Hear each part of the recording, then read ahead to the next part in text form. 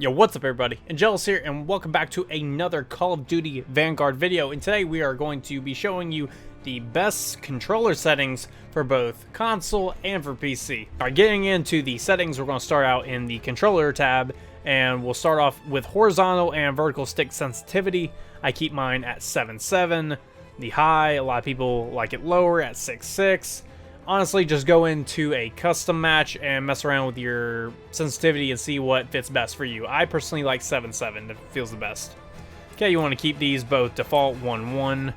And then moving on to custom sensitivity per zoom, you will change this to on. You'll hit show more, and you'll change all of these to 80, 0.80. That is the best setting for your custom sensitivity per zoom. Alright, now moving on to the button layout preset. If you do not have a controller with paddles on the back, you'll need to change your button layout preset to tactical. So basically it just swaps your melee attack and your crouch prone button. So you don't have to take your thumb constantly off the stick to slide, to go prone, and it's just better to have it as tactical if you do not have paddles. If you have paddles, you can just leave it on default. Doesn't matter. Okay, now we'll leave all of these the same until we hit aim response curve type. I like dynamic. A lot of people like standard. I personally like dynamic because of Warzone. So if you are used to Warzone, I recommend dynamic. Controller vibration is a preference. You can either have it on or off. If you have it set to off, you'll probably never have controller vibration ever again, so preference on this one. Okay, now moving on to the dead zones. So your left trigger dead zone, you'll have it set to 9, lowering it from 10, and same for the right trigger. Now left stick dead zone, I like mine at 5.5. It depends on your stick drift, honestly. So you could have yours at a lower sensitivity based off the stick drift. If you don't have any stick drift, you can lower it even more, but it just depends on stick drift. You can test this out in a custom game. Go and put it on like 4.4, 3.3, and see if you got any stick drift. If you have stick drift, then it's too low. You need to up it until you'll see that you don't have any more stick drift. Okay, now for the left stick and right stick max input, just leave those both at 99. Okay, now moving on to gameplay, we'll go ahead and scroll down to where we see blind fire. You can leave this on or turn it off. It's preference. I like leaving it on. I don't really use it that much. It ends up getting me killed more than it gets me kills, but it looks cool. It just looks cool. So you can just leave it on if you want. Now for automatic airborne mantle, this actually helps with slide canceling. So you want to have it set to partial, hit show more, and you'll have both these set to off. It will help with your slide cancel. Okay. Now moving on to the automatic sprint. Now this one depends on what style you run. If you like the Warzone style of where you can run fast, run and gun, and you run like an assault rifle, a sniper, submachine gun, any of those type of weapons, automatic attack sprint is the way to go. It's best with, bunny hop and slide canceling.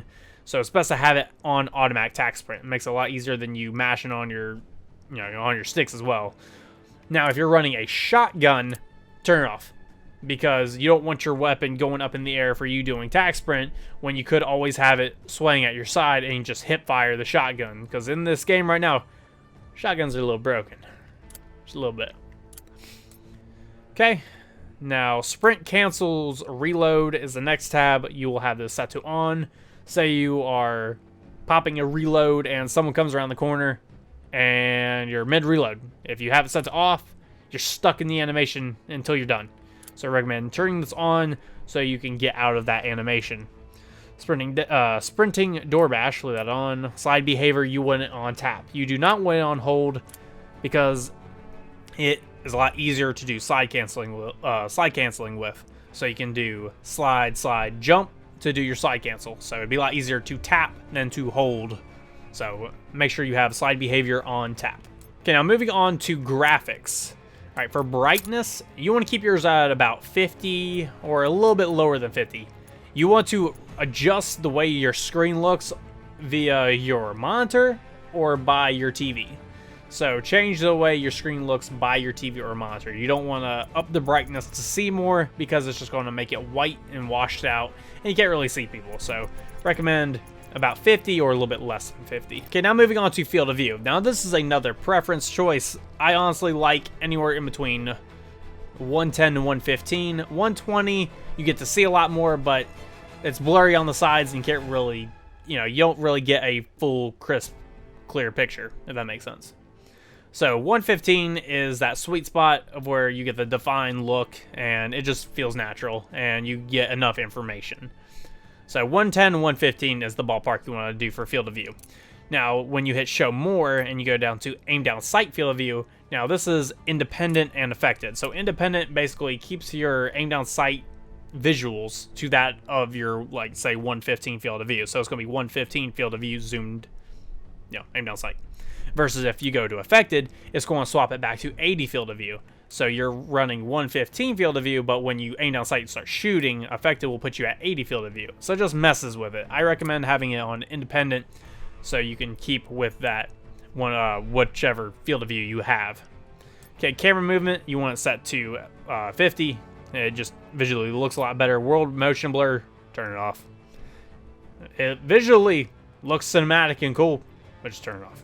It'll help you with your gameplay. Weapon motion blur, turn it off. Depth of field, turn it off. It likes to reset itself, so check this every time you get on. Change the depth of field to off.